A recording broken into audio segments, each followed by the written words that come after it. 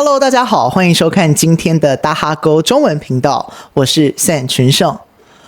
我们的节目会在每个星期一播出，记得准时收看。说到台湾啊，好像大家都只想到台北、高雄这些大城市，但是你听过台东吗？台东，那是一个有山有海还有风的地方。今天的节目，我们就要一起来聊聊这座慢节奏的小城，还有藏在那里的味道与回忆。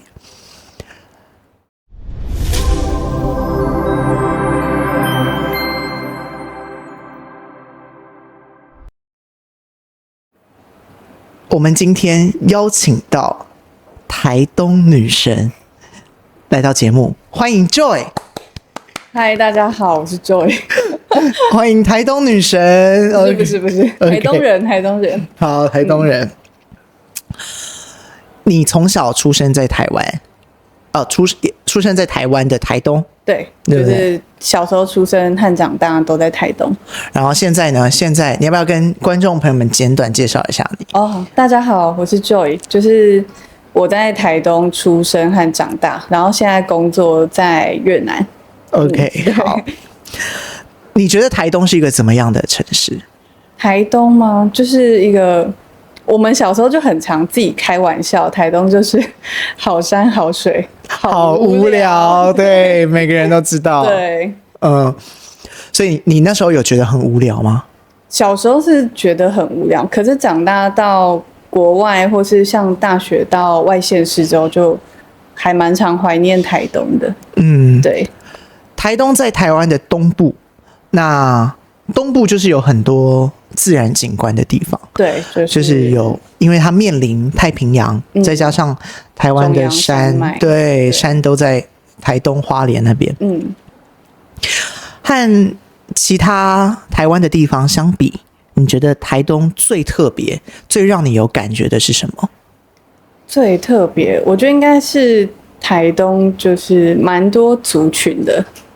人的族群蛮多的。你说原住民吗？对，原住民，就是因为原住民主要就分布在东部嘛，所以光是台东应该就有5-6种原住民。对，台东和花莲都非常非常多原住民。很多。对，我记得我有一次看到，就是有一个 YouTube 的访谈节目，然后去台东访问当地的台东人，哈哈台。对，然后我就觉得台东人很豪迈。对，就是讲话很自然，然后不会跟你五四三。对，就蛮热情的。对，很热情，聊天。对，很爱聊天。然后好像那时候访问的那个人还在路上喝酒嘛，还是什么？他喝那个什么小米酒，大白天就开始喝酒。对，我就觉得哇，台东真的是一个很不错的一个地方。对，台东有什么好吃的？好吃的吗？我自己小时候就是很爱吃那个米苔目，应该算台东比较有名的。米苔目就是有一点类似面。对，其实跟越南的那个，是越南有一种面也蛮像米苔目。你说不吗？好像是不，对不对？就是粗白白。不是不，那个叫什么？斑干。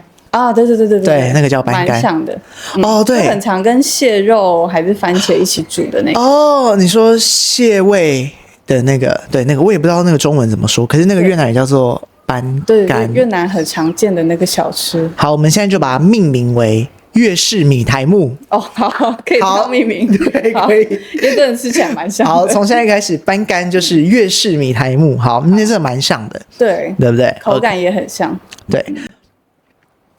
所以还有什么好吃的？台东有那个炸鸡。我知道那个炸鸡很有名，蓝蜻蜓。对，观光客必吃。可是你不是跟我说它对面的有一家更好吃？对，可是他们就是师出同门啦，就是同一个老板，不是同一个老板，员工自己出来开的。味道很像。对。OK， 台北有士林，花莲有东大门，台东有什么夜市？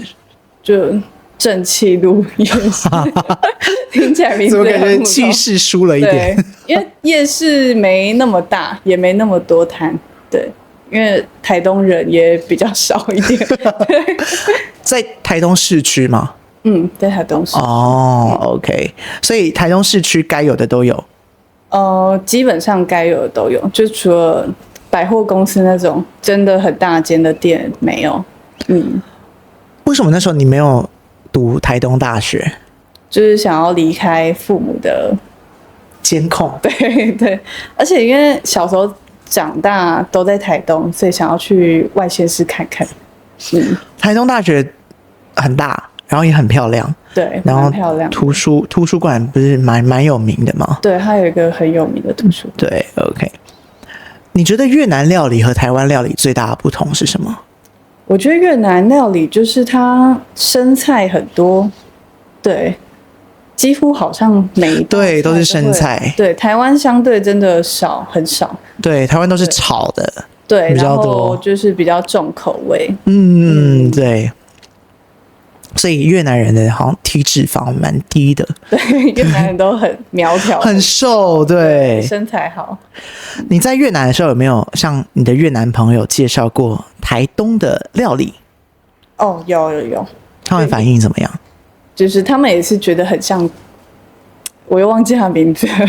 米苔目，对，哦粤式米苔目，对，就是汤头不一样，但是其他都蛮像的。 OK。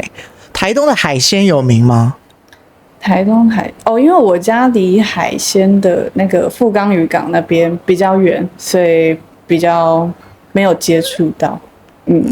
但是也是不错，对不对？对，也是很有名，但是没有那么长。富冈渔港 ，OK，好。你自己有没有特别喜欢哪一道越南料理？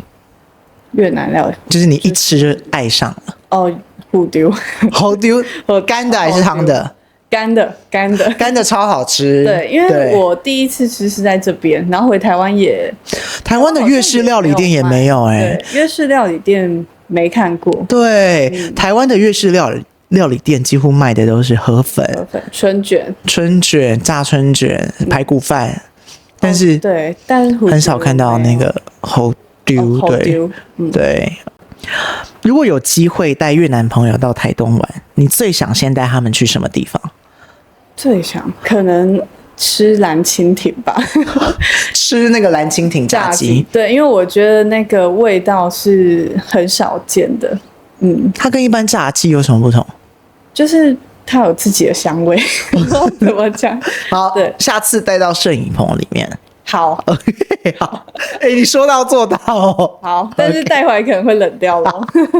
OK， 对，所以我觉得我会带，因为我自己也去过台东，我觉得台东就是这种很多田的地方，就是很多山啊、田啊这种地方。因为我去过伯朗大道，然后我也去过初鹿牧场，那边很漂亮。对，牛奶非常好喝。对。